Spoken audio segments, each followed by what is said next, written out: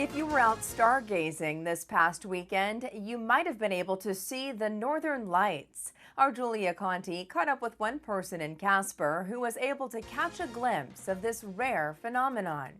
Some who have been lucky enough to see the northern lights describe it as a magical experience, saying it is one of the most beautiful things they've ever seen.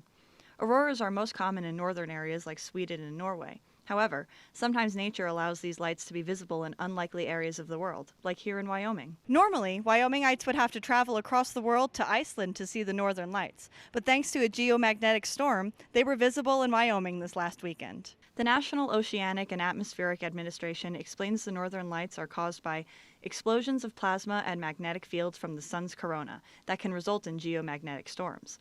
Geomagnetic storms can cause a lot of disturbances on Earth, like affecting the electrical power grid.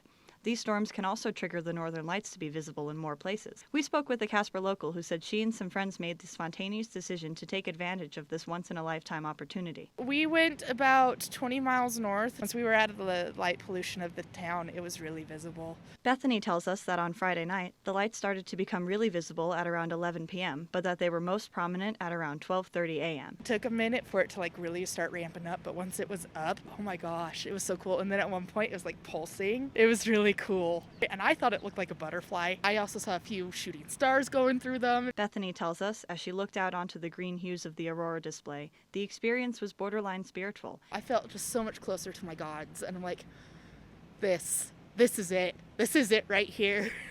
Bethany says she's usually never up that late, but that she wouldn't trade the experience for the world. Sometimes spontaneity is very worth it. And I got to see something I never thought I would ever get to see. The northern lights may still be visible in some areas of the eastern United States. Julia Conti, Your Wyoming Link, Casper.